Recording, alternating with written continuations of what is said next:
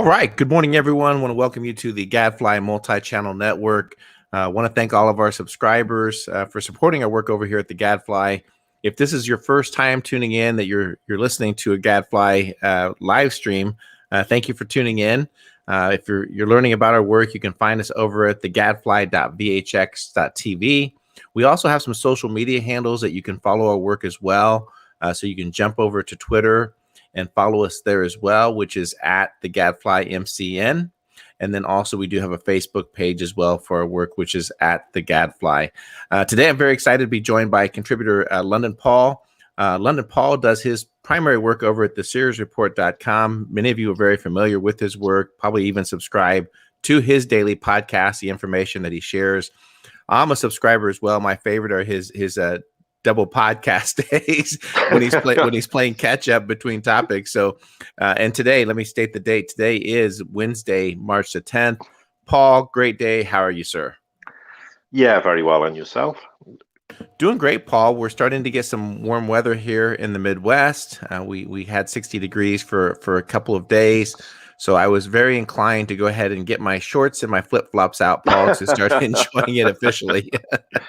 Yeah, you wouldn't want to do that here. It's probably about 12 degrees. It is grey, miserable, damp. Just what you'd expect from British weather.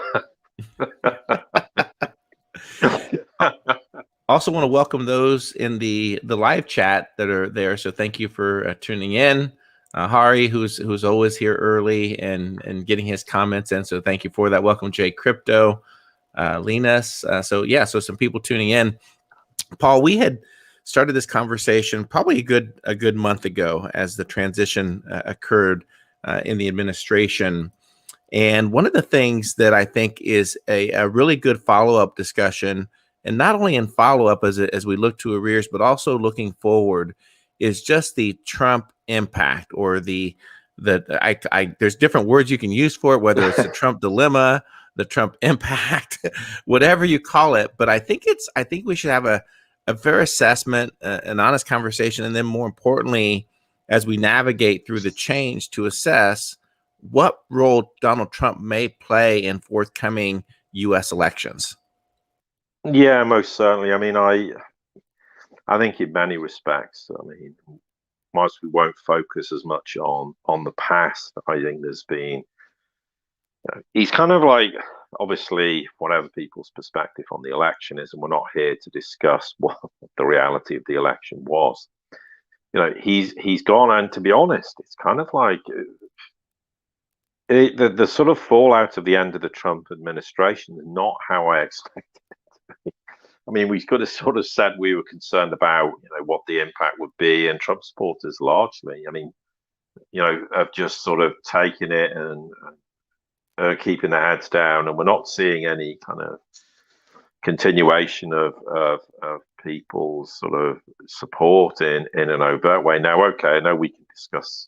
I mean, obviously, I think one thing worth highlighting, which may give us a bit of an indication as to what Trump's may be intending to do, is his sort of speech at CPAC. But also, we said we kind of look at the whole donations that are being made and that kind of story that's coming out, and because I think that's also important in the context of what's unfolding. But I mean, it's the Biden administration. There's still people out there who somehow think Trump's the president, or was going to be the president on the 4th of March, which is nonsense. No, it's April. No, maybe it's June. I mean, who knows when it's going to be? But of course, it's never going to be. And people just need to accept, whether they agree, disagree, are furious about Biden or otherwise, really doesn't matter anymore. The US is where it is. There's a Biden administration, whatever that means in reality, bearing in mind, of course, that like all Western political establishments, they're not run by the politicians, as we know. It's whether you want to call it special interest group.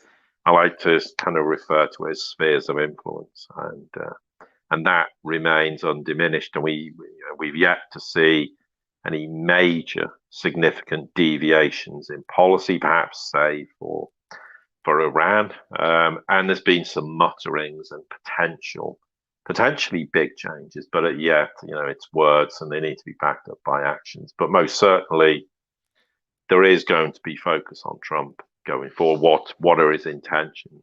What is he going to, stand in 4 years' time again? Is he not? Was he going to form his own political party, or is he just going to consider himself as the kind of runner for the Republican nomination in 2024? What his intentions and what?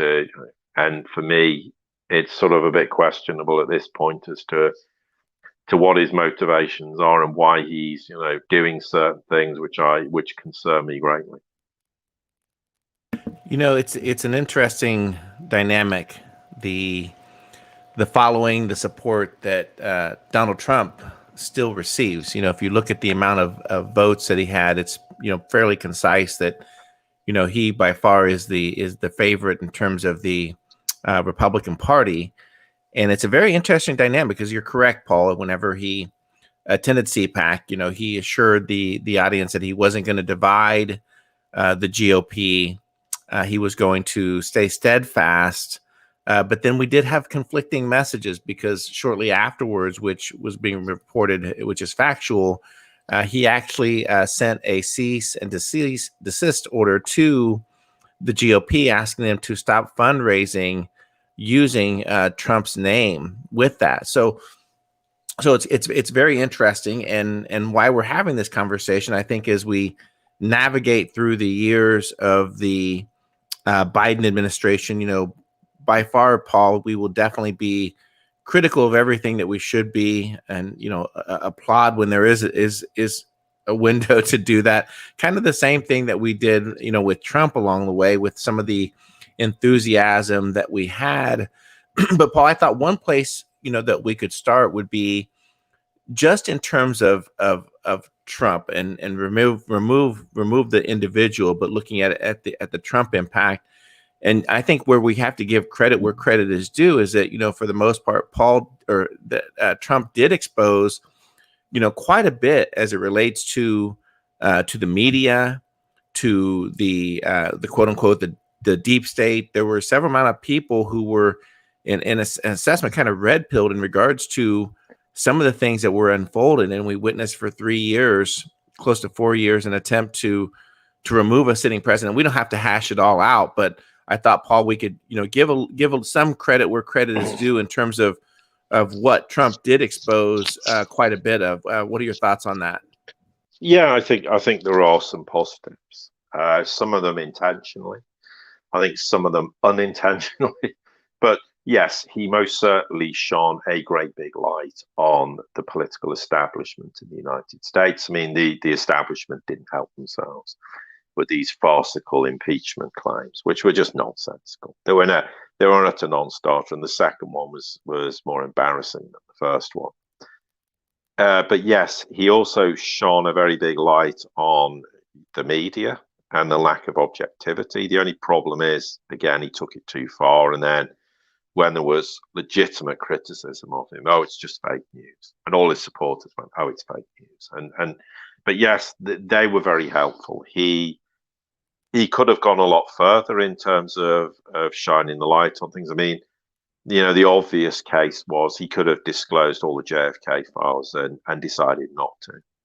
He could have pardoned Assange and didn't,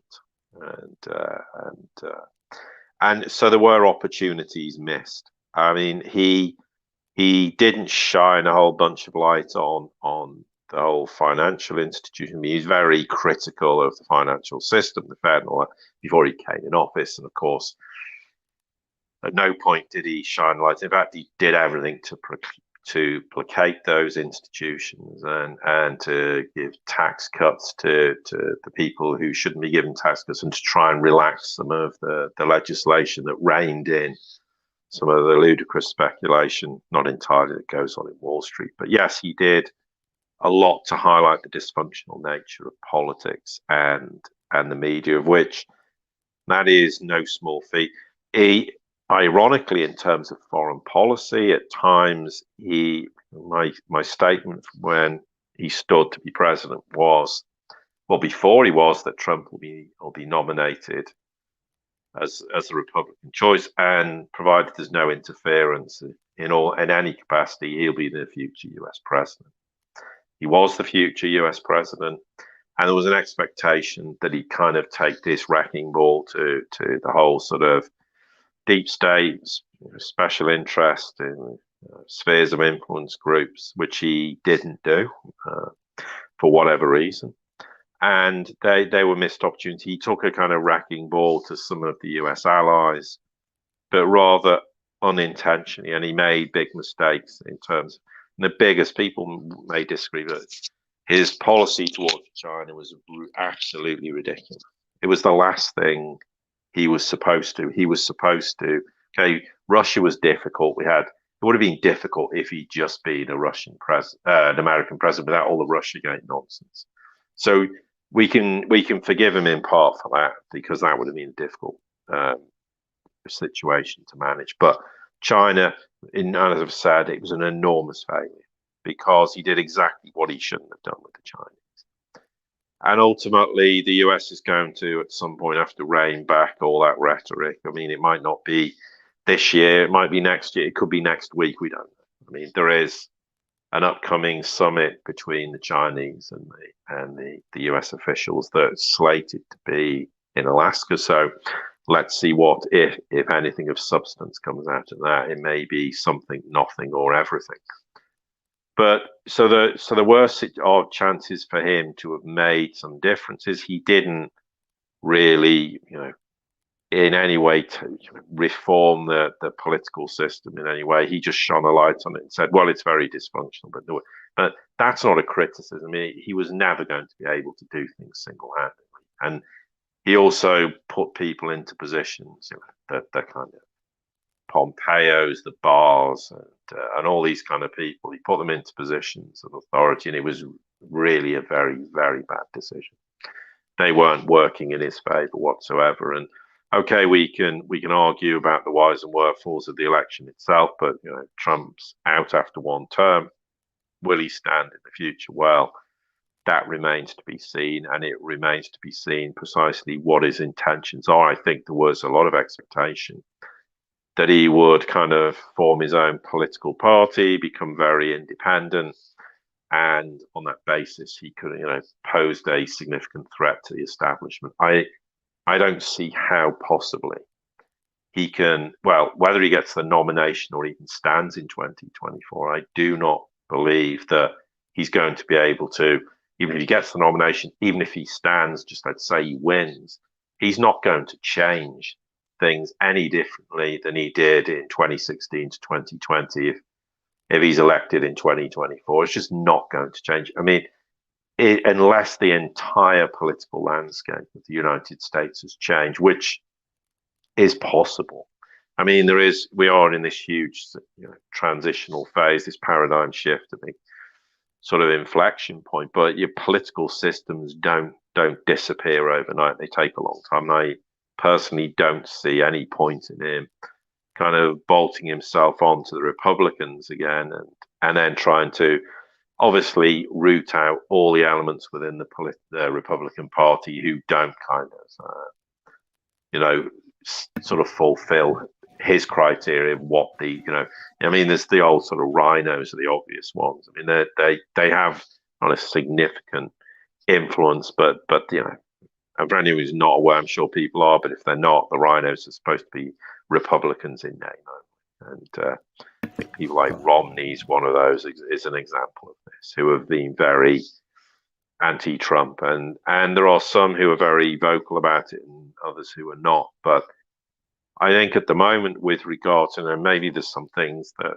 are worth discussing that he talked at the CPAC, I kind of jotted it was a few points that became enormous amounts of points, but maybe we can just pick on some of those, and because that may give some indication of the way forward. And okay, he's gone on the attack with regards to the Biden administration. Well, that's fine, and there are some legitimate reasons for it. but it's a little bit too early in the day. Right. I mean, Right. save your energy for a later date. Give it a year or two. Don't start, on the all-out assault at this point in time, because frankly, most people's attention span, they'll forget next week what he said anyway. Paul, I think that in terms of the independent voter, and not to internalize things quite a bit, and I try not to do that, but it's difficult when you're commenting on things. But as an independent voter, looking back to, and we've stated this, numerous times in regards to a lot of the things that candidate Trump stated he was able to attract a lot of independent voters. Everything from his views on the foreign conflicts with war that resonated with me, from his standpoint in regards to the stock market being rigged and manipulated, to questioning the safety of certain vaccines, and committing to assigning an individual person to head up some studies and to question that. So there were several things that he said that personally resonated with me, and where I'm tying this into is that one thing in particular I remember, Paul, in my corporate America days, was a review. You know how when you're in corporate America, how you typically get an annual review, and sometimes you get a raise, sometimes you don't, sometimes you get a pat on the back, and they're not really intended to be a cheerleading session. They're meant to be an honest conversation. And I had a fantastic boss. I to this day, I still the utmost respect, still keep up with them. And this was probably my second year of being in the position, and it was a very challenging market that I took over, and made some significant amount of progress into it, but at the same time fell short quite a bit. And I'll never forget this review. It was probably the most difficult review that I've had, and I'm sure that on his part as well, that it was difficult to deliver. But it stuck with me, and I kind of followed. He really mentored me, because when I gave reviews of my team members and my employees, I kind of followed the same suit, that the worst thing that you can do is to not be honest, or to really to just kind of shield them from where they need to focus. Now, you don't have to beat them down, but you also need to let them know where there are shortcomings. And what I remember from this conversation, my review, is that this was probably the only year that I ever received a needs improvement. And it was a very tough pill to swallow, but I'll never forget, at the end of the day, when we looked over the metrics, whether it was profit margin or contribution A profit, or execution dynamics, customer service dynamics, he said, listen, he goes, you put a lot of hard work in, you did a lot of things, but results matter. And if you're not getting the results, then I'm not doing you a favor by saying you meet expectations when your results are way off the par. So why I'm going somewhere with this, so the people listening, give me a little leeway here. So what I'm getting at is that results do matter, and it's not just a matter that you like a person, or this person is patriotic. You have to measure specifically the benchmark of those results.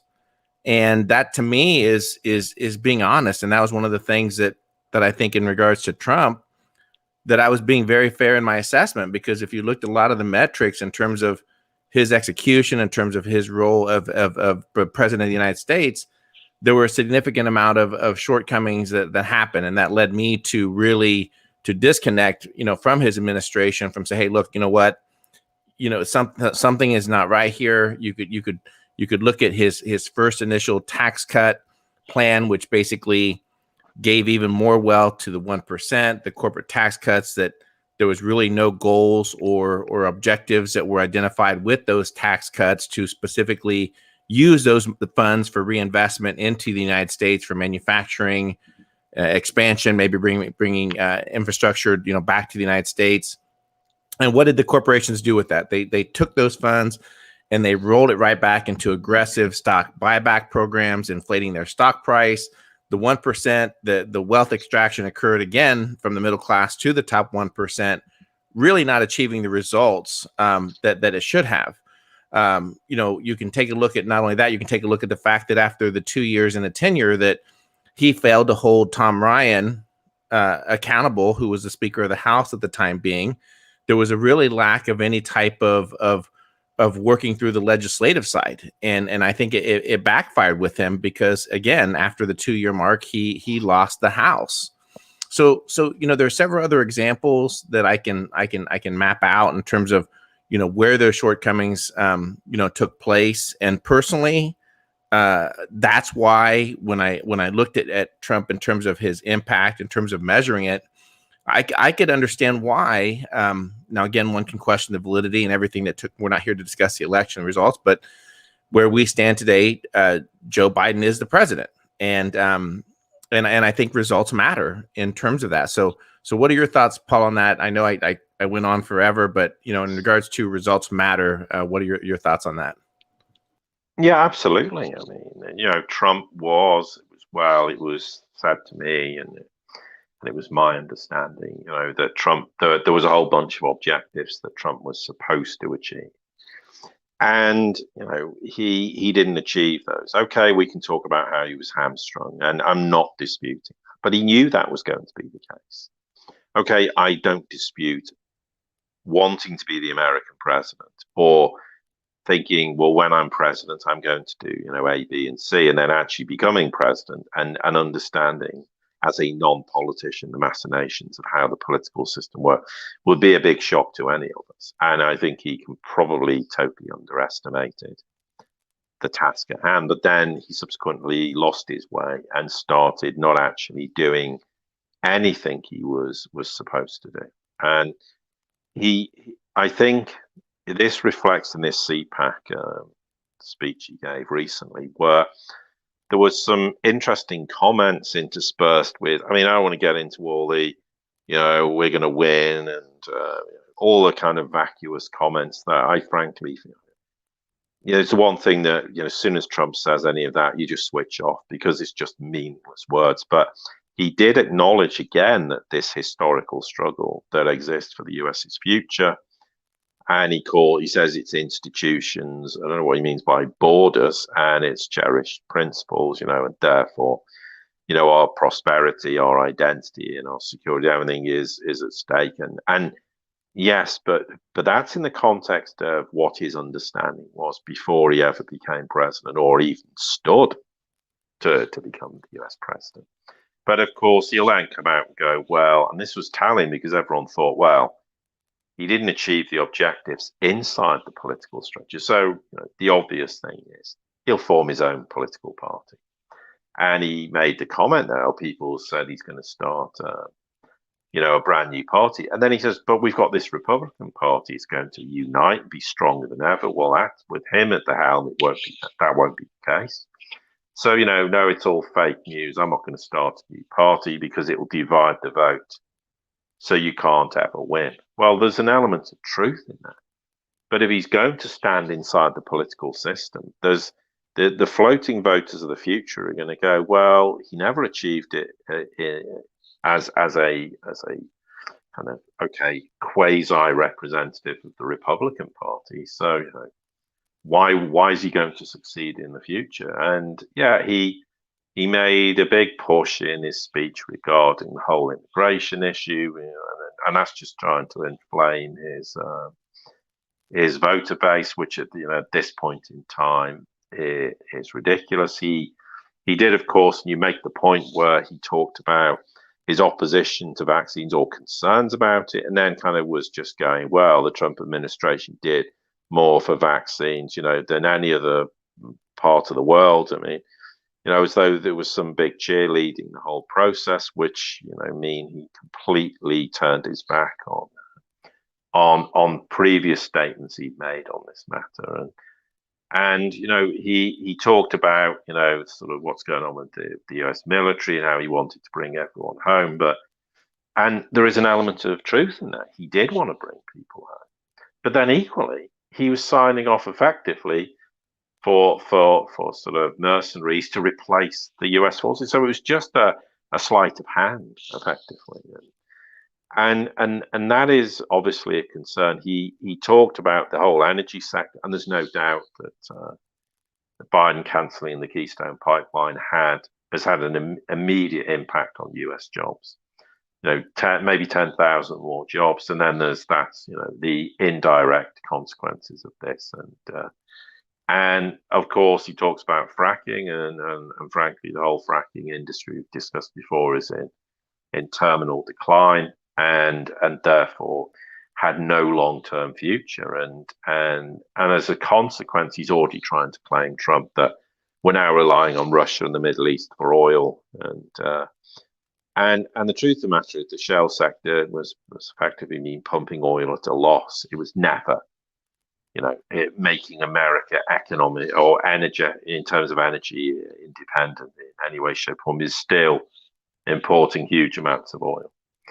And the truth of the matter is that the shale sector is being destroyed, and the low oil prices have contributed to that. And note now that the US is a net importer of oil. We've seen oil prices rising, which actually is going to hammer the US economy, as we've seen. And we've talked about the price of, you call it gas, a gallon of gas. I mean, I've had quite a lot of people telling me about across the US the big hikes they're now paying now, and that was kind of an inevitability. When you get a huge hike in oil prices, then for the US as a net importer now, it's going to cost them significantly more to buy a barrel of oil, and therefore by definition there is also, that's going to create inflationary costs in terms of a gallon of gas. But equally, of course, there's all the inflation in commodities, as we've seen.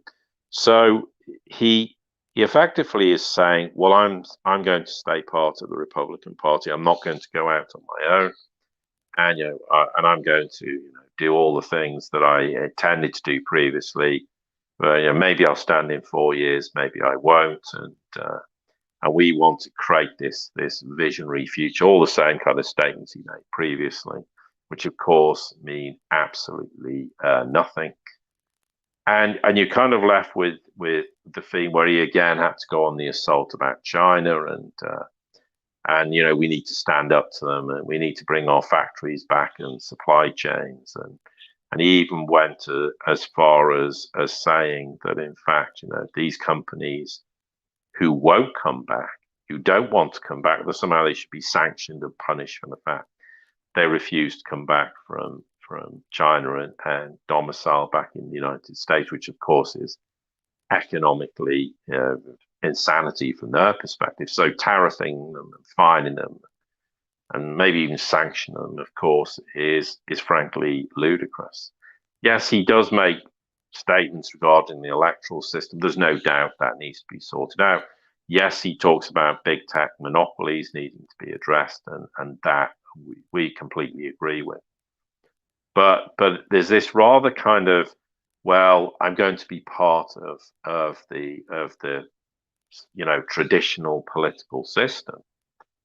And then, as you stated at the start, he's then telling Republicans, well, actually, you need to donate to my PAC rather than the GOP because the money's all getting wasted. So he's got this Save America, which is Trump's PAC, saying, well, I maintain, support of the Republican Party, but, and it's important, GOP committees, but I don't support the rest of it. And therefore, they can't use my image rights to raise funds. And therefore, the best way for you, rather than wasting your money on these GOP, is to donate to Save America PAC, at donaldjtrump.com. And you're helping, the America First movement, and, blah, blah, blah, we're going to win, Now, that statement was obviously an indication Trump's not going to appease the Republican National Committee. I mean, obviously there was this, as you say, a cease and desist letter demanding it stop referencing Trump in its fundraising and merchandising. So there is this contradiction, and my obvious question is, has Trump got any intention of standing in 4 years? I mean, and in which case, if he's raising all this money, where's it being spent? I mean, and I don't know how much money was raised. Remember, there was all these donations to his legal fighting fund. I don't know what was ultimately raised. But where was all that money spent, and where was it spent, and how was it spent? And my question is, if you're raising funds for a PAC now for, to all intents and purposes, what, 3 years and 8 months out from the next presidential elections, what's the money being spent on and why? And I don't know. The honest answer is we don't know. But these are questions. Forget Republicans. Trump supporters should be asking this question. I mean, if you're fully behind the Republican Party, okay, you've got these rhinos and other people you don't agree with. But if you're saying don't donate to them and donate to me, then are you really actually supportive of the Republican movement, or are you just trying to convince people you are, and maybe ultimately intends to stand as an independent? But he feels at this point in time, well, if I come across like that, then I'm going to lose some of the benefits of tying myself to the Republican Party. And the question is, do they even want Trump as a nomination in the future in 4 years' time? And I think, or under 4 years or 3 years or whatever it might be in the sort of circus that is US politics.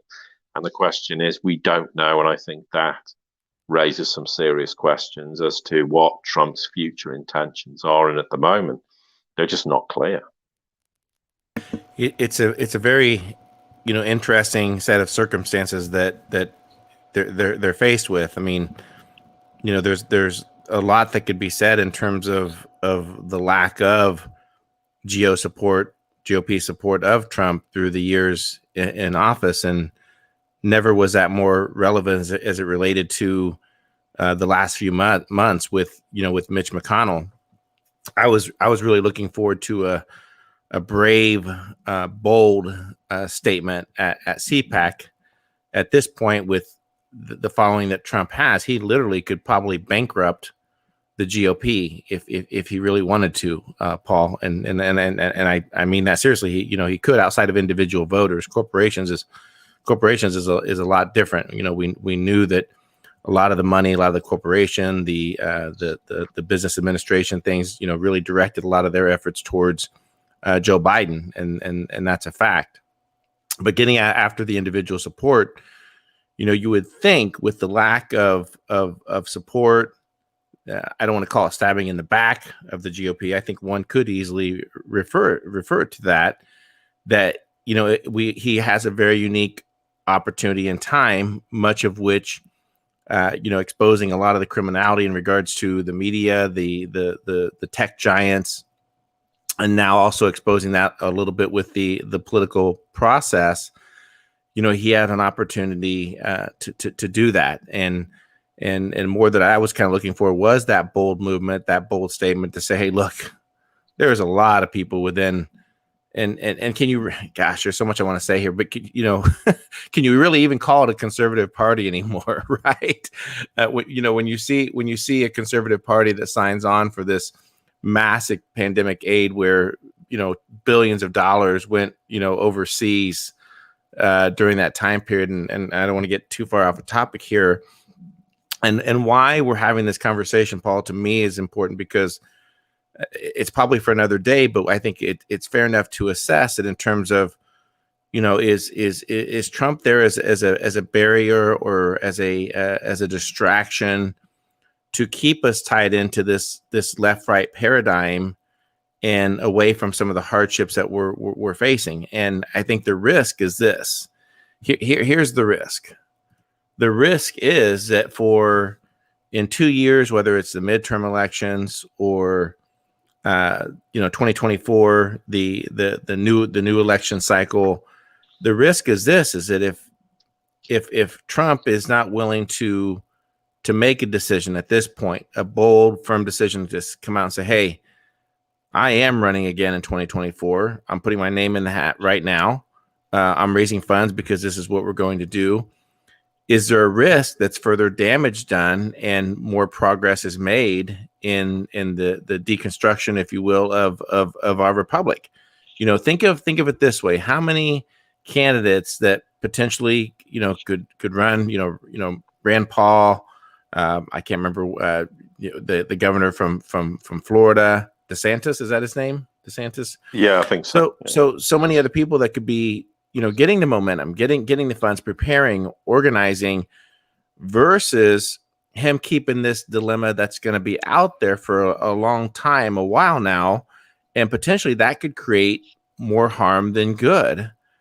So it's a very interesting dynamic, that we're heading into these next few years. But there's no doubt the media will keep, Trump in the news. They do so because we know that the media made a lot of money when Trump was in office. The media made significant amount of money while he was there, and with Sleepy Joe in office, it's kind of hard to make any money when they won't criticize anything that he says or does, Paul.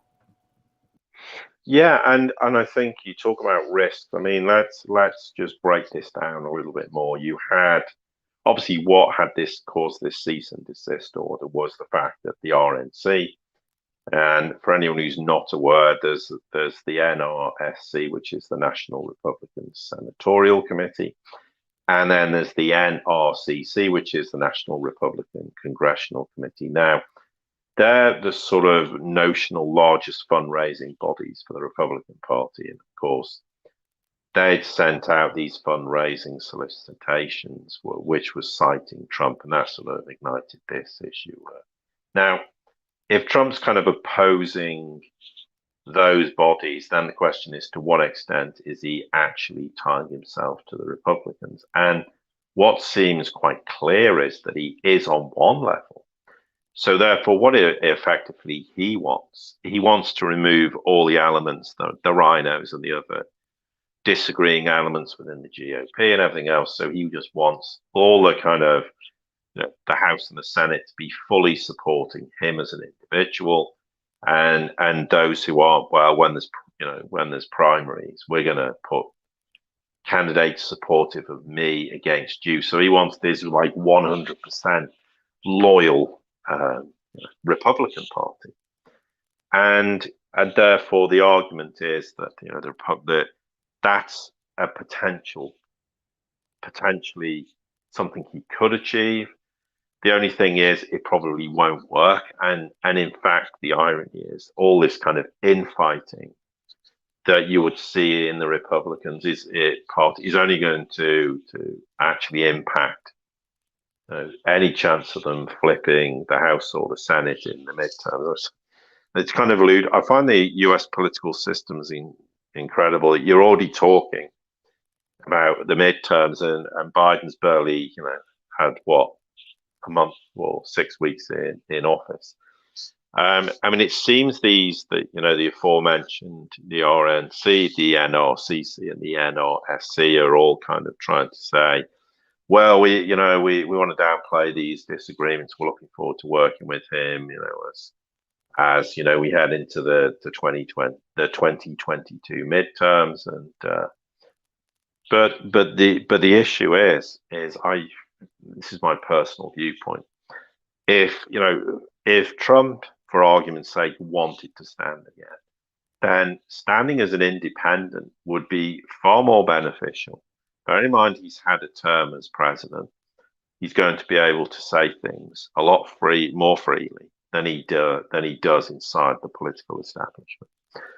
And and if he's going to win, then the argument is, okay, he's probably going to win on the basis of the fact that in the next 4 years, the US is going to be upended economically, financially. Its whole monetary system is going to be exposed. It's the end of the dollar, effectively, as the world reserve currency, the end of US hegemony. I mean, we said before, in some ways, you better not being in office in the next 4 years than being in office. So the argument is that Trump, if he stands again in 4 years, and there's lots of variables and permutations, but one may argue he could say all the right things in 3 years' time and say, well, look at all these things that have happened, the utter failure of the Biden administration, but he could say, and the political system is failing, and then go on the attack of all the things he stated prior to 2016, and then stand as an independent and galvanize a voter base, and be able to say all the things he should have said, be able to be then, successfully as an independent become president. The problem with that is, I mean, there are obvious advantages. The problem is, though, he can be the president and he's still going to be hamstrung by the House and the Senate, unless he intends to, which you can't really do, is put a load of independents in all over the United States, which you, in principle, you could do, but what's the logistics? What's the cost implication? How could you actually do that? Where therefore, in principle, he could then start to have a dominant position in the House and the Senate and become an independent president. I mean, that's the real ideal kind of scenario you want, where I think people are disillusioned with mainstream politics. It's certainly happened in the UK increasingly, and people want an alternative. Now, I'm not suggesting Trump's the future. I'm just speculating as to, okay, let's look at the scenario with Trump in that situation. And, it might be possible. But it's like in this country, we've got 650 MPs or something. You're going to need 326 to form a government. To have the policy decisions is one thing as an independent, and you could have the greatest policy decisions ever, but to galvanize the people to vote for you as an independent, and for you to get 326 independent MPs who are going to back you and support your very radical independent policies is a huge ask. You might form a party. If you win in this country currently 1 or 2 or 3 seats, that'd be deemed as an incredible performance. So these are the challenges as an independent. But I think the idea that he's going to somehow come into office again, he'll get the nomination, he's going to reform the Republican Party so it runs how he wants it to run in the future. And then somehow magically he's going to do all the things he should have done last time around and didn't. It is a hell of a reach. And my argument is, okay, what's the purpose of fundraising at this juncture anyway? What exactly are you going to do at this point? There's no point in fundraising at this particular point in time. If you want to make donations for political parties, that's fine, but this is a period where if you're in opposition, you should be going, okay, what are we going to do? What could be our long-term policy decision? How can we constructively, critique the current administration? This is assuming, of course, as we said, that political parties have any relevance, given we know it's a gigantic game, and that's why it never happens, because that's what you would do in a real political situation if you were booted out as a truly democratic political party in a nation. You'd be standing there going, what do we do wrong? How do we change? What future policy decisions can we implement to be re-elected? But the one thing the Biden administration is going to have to do rather uniquely, it's going to have to start considering domestic issues like it's never had to deal with before, because the US economy is in the complete collapse that it is. Its monetary policy decisions are reaching the end of the line. Their ability to bluff the way through things, after 12 years is coming to an end. So there are a lot of these, ongoing political situations where they can take advantage of that. But the idea Trump can completely control the Republican Party and effectively make it a brand new independent Republican Party. I'm going to weed all the people out who don't serve the purpose and serve, my vision for the future is to me myopic. It's not a reality. And the other problem is, even if you do that and you become president, you're still going to have the problem that you get of trying to make the enormous amounts of changes, because you're still going to be hamstrung by what the opposition is in terms of and how they will balk everything. And eventually the problem with any political system is you might be able to put all the people in you want, but are they ultimately going to deliver, or will they be consumed by this political system? So it's a very challenging problem. I think if you were to form a grassroots political party in the United States, you wouldn't be looking at winning in 4 years. Although, given what happens, anything's possible in this, very very fluid kind of paradigm shift. But more realistically, you might say in 8 years, you may be able to form a third political party that the masses are going to vote for. That, if you make the right decision, you might get the financing, you might be able to start to get non-political people into the House and the Senate who are able to effectively manage this big transition. But the idea that Trump in 4 years is going to revolutionize anything is not going to happen. And I don't believe Trump, for all the rhetoric, would actually believe that he. Yeah, very well said, Paul. It's very interesting, and you said something in particular in regards to just the realignment that's occurring, geopolitically, and we can save the discussion for another day. But we know that for years that they've always utilized the political process in regards to the ability to to divide and conquer and consistently keep us at odds with each other. In the meantime, there's large events unfolding that are currently happening, and I think it's fair to throw in the question is to is there a role that Trump is currently playing to help with that? Is there if you can question a lot of the things, I mean, never in my lifetime would I have thought the advancement that we've witnessed of the things that have taken place, that we would have allowed that without having a significant amount of the people who were supporting those ideas and justifying it. I would have never have envisioned that in the course of what's it been, like 4 months, in the course of 4 months, that we would have witnessed a massive $2.3 trillion spending bill. And then we would follow that up with what's currently on the table, Paul, like 1.9 Yeah, 1.9 trillion. So we're looking at, in the course of less than 3 months, close to $5 trillion. I would have never envisioned that in my lifetime. But because these things were taking place and people supported it, and they still will, people will say, well, listen, the greatest pandemic ever, all these things, it had to be done, it had to be taking place. It wasn't the pandemic that did this. It was government. It was government that decided to take these actions to shut down the economy, to do these things. I would never in my lifetime would envision that people would be okay with this type of spending.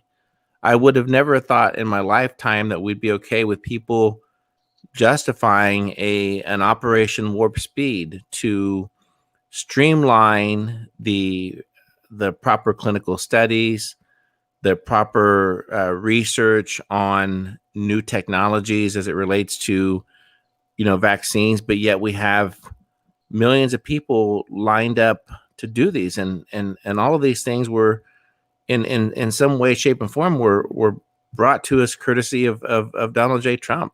Paul, that's my opinion. I know a lot of people will look at it differently, but it's here. I never thought that we'd get into this point, but I think that because so many people were just supporting the ideas that were brought forth with the previous administration, regardless, this is where we've arrived. Yeah, and one of the biggest problems with the acceptance of all this, and the US is a great example of this, is what was the one thing Trump kept telling people? We've got the greatest US economy ever. The stock market, which is the barometer, of course, for US, economic prowess is a record high, is what we know the reality of it. I mean, yeah, the Venezuelan stock market's at record highs, enough said.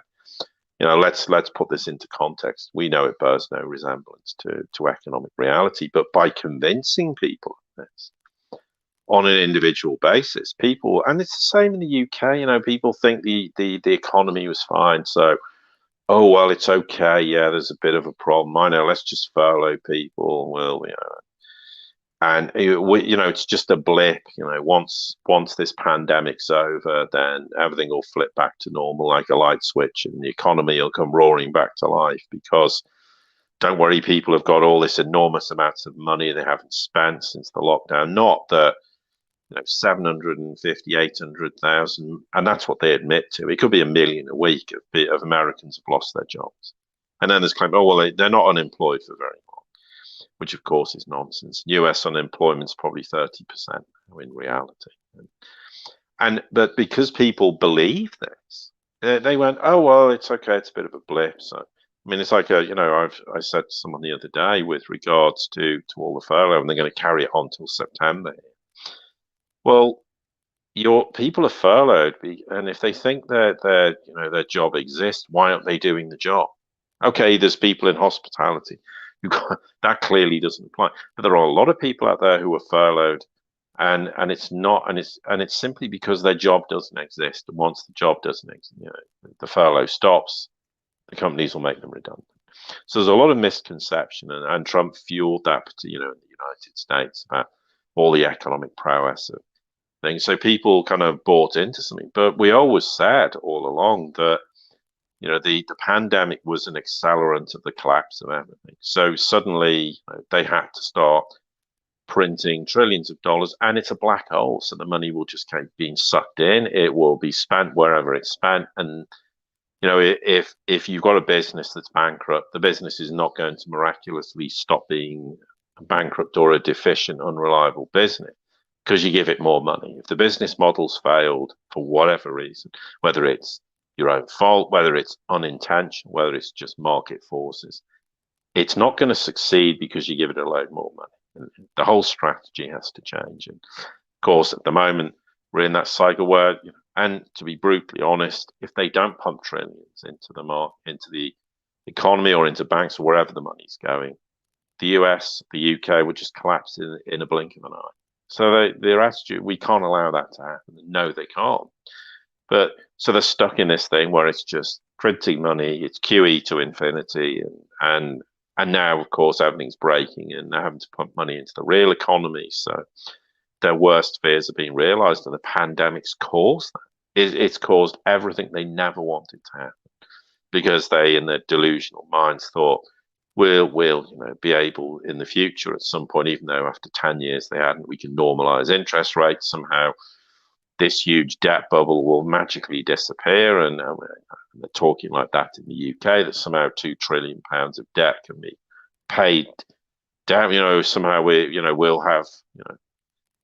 impose some form of tax increases, although they've deferred that to years in the future. So there's a realization they can't fix anything.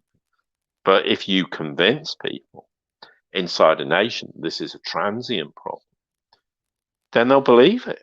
And it's only when this transient problem ceases to be a transient problem that the people will remember this. And this could equally be extremely damaging for Trump in the process, because people will go back and go, hang on a minute. Clearly, this wasn't a short-term problem, because the knives will come out, the spheres of influence will start stabbing each other in the back, the political establishment will get stabbed in the back, and it will turn into this very ugly kind of fallout of what happens when empires do collapse. And if Trump seriously wanted to do anything with the future, he needs to realize that being part of a mainstream political party is not the answer. But it's all short-termism, and we've come back to this point. The US election cycle's 4 years, and it's abysmal failure. Nothing gets achieved. I mean, you become a president, you're a lame duck president if the House is Democrat controlled, if you're a Republican, or vice versa. So it's just rather a futile sort of exercise in politics, and that's by design, where you need a long-term strategy, and Trump's perspective should be, we need to build something long-term. And whether I'm president or not president, let's start a movement, and it could galvanize very quickly given everything that's coming. But everything's short-termism, and I don't think Trump. For me, Trump. It's always about me. It's always, what are people saying about me? Are they? And anyone who disagrees with me shoots them down. He's not interested in the greater good for me and the long-term benefits that a third way of managing US politics that isn't part of the establishment could benefit. And if it's something that comes to fruition and takes 4 years or 8 years or 12 years, or whatever it takes, that should be the goal. But it isn't. It's all short-termism, and How's he going to benefit? How does he look? I mean, that's not the future of politics, and the future of Western politics is abandoning all these political structures and ultimately convincing people there is an alternative way, and that is an enormous undertaking. And you're not going to change those people's attitudes in 2 years, 4 years, 6 years, or it's a long-term process. This is part of the rebuilding of America. So if you want short-term gain, and Trump wants to become president in 4 years, so I'll stand as a Republican. Ultimately, that is going to slow down this huge change the US needs to make by far longer. Because if he stands for another 4 years in this quagmire, then that will take 10 years to resolve, because it's not a linear thing where a year of mainstream politics is resolved by a year of non-mainstream politics or this political establishment. Every year they're in office is creating damage and problems that take exponentially longer to resolve. Yep, indeed. Paul, I want to thank you for an absolutely fabulous discussion. And for those tuning in for the very first time to a Gadfly live stream, please visit again our work over the gadfly.vhx.tv, where you can learn about our subscription-based network. It's either $10 a month or $100 a year, and you can also sign up for a free 30-day trial. So, Paul, thank you, and let's do this again real soon. Yes, a real pleasure as ever, and thanks to everyone who supports us and to anyone listening, of course.